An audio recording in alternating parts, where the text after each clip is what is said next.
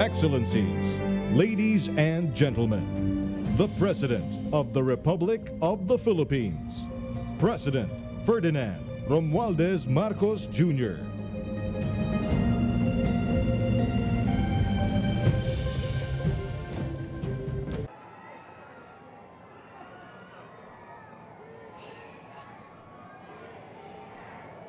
His Excellency David Hurley, Governor General of Australia, and First Lady Linda Hurley, Their Excellencies, Special Envoys, and Heads of Delegations, His Excellency, Most Reverend Charles John Brown, and the esteemed members of the Diplomatic Corps, Vice President Sara Duterte, President Fidel Ramos, President Joseph Ejercito Estrada, President Gloria Macapagal Arroyo, Senate President Vicente Soto III, and the honorable members of the Philippine Senate, House Speaker Lord Alan J. Velasco, and the honorable members of the House of Representatives, Chief Justice Alexander Gesmundo, and the honorable justices of the Supreme Court,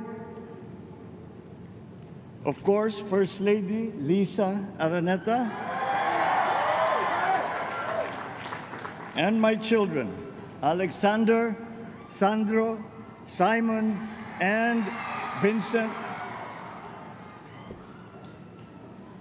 I cannot proceed without a special greeting, of course, to the former First Lady Imelda Rumualdez Marcos.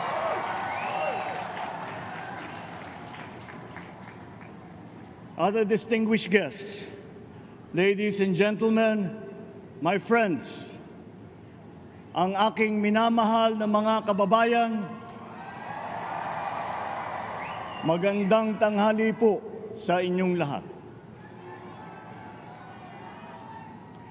This is a historic moment for us all. I feel it deep within me. You, the people, have spoken, and it is resounding.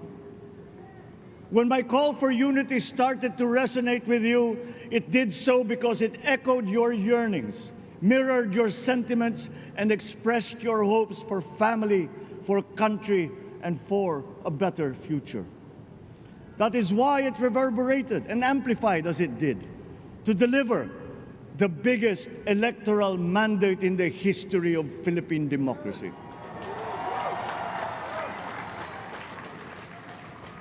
By your vote, you rejected the politics of division.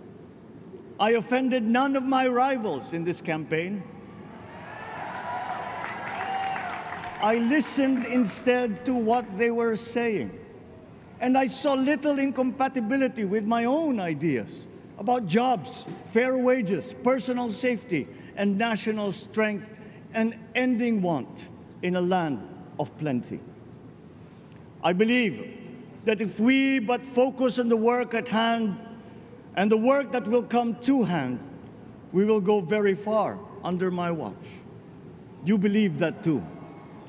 At pinakinggan ko ang tinig ninyo na ang sinisigaw ay pagkakaisa, pagkakaisa, pagkakaisa. We will go farther together than against each other, pushing forward, not pulling each other back, out of fear, out of a misplaced sense of weakness. But we are the furthest from weak. The Filipino diaspora flourishes even in the most inhospitable climes, where they are valued for their quality. The changes we seek will benefit all and will shortchange no one. I was not the instrument of change. You were that. You made it happen. I am now. You picked me to be your servant, to enable changes to benefit all. I fully understand the gravity of the responsibility that you've put on my shoulders. I do not take it lightly, but I am ready for the task. I will need your help. I want to rely on it. But rest assured, I do not predicate success on the wide cooperation that's needed. I will get it done. I once knew a man who saw what little had been achieved since independence in a land of people with the greatest potential for achievement, and yet they were poor. But he got it done, sometimes with the needed support, sometimes without. So will it be with his son. You will get no excuses from me.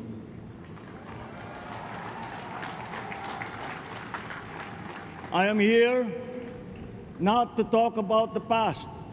I am here to tell you about our future. A future of sufficiency, even plenty, of readily available ways and means to get done what needs doing, by you, by me. We do not look back, but ahead, up the road that we must take to a place better than the one we lost in the pandemic. Gains made and lost, opportunities missed, well-laid plans superseded by the pandemic. Indeed, ours was the fastest growing economy in ASEAN by ways now outdated.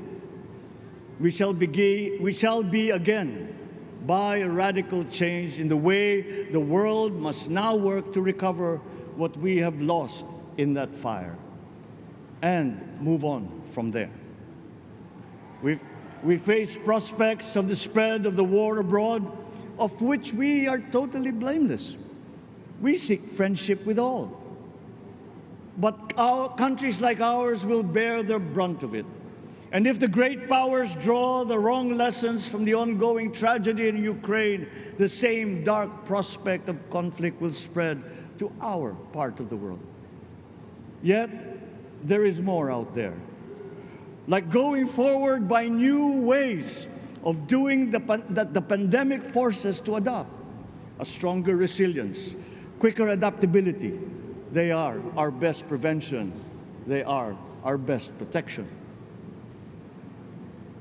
Quiet reflection in a rough and tumble campaign of a breadth and intensity never experienced revealed some of them, such as the willingness to listen despite the noise, the hesitation to quarrel over differences, and to never, ever give up hope of reconciliation. These gave me the peace to ponder deeper. There are hints of a road not taken that could get us out of here quicker to something better, something less fragile. There is also what you, the people, did to cope, but this time empowered by new techniques and more resources. You got by, getting some of what you needed with a massive government help, and for this I thank my predecessor for the courage of his hard decisions. But there is a way to put more means and choices in your hands. I trust the Filipino. Imagine how much more you'd achieve if government backstops instead of dictating your decisions. Always there to pick you up when you fall, giving what you need to get past a problem. Imagine if it invested in your self-empowerment to bring it closer to taking on whatever challenges come. Imagine a country that, in almost every sense, is you. Now imagine what you and government can achieve together. We did it in the pandemic. We will do it again. But again, I will not predicate my promise to you on your cooperation. You have your own lives to live, your work to do, and there too I will help. Government will get as much done alone without requiring more from you.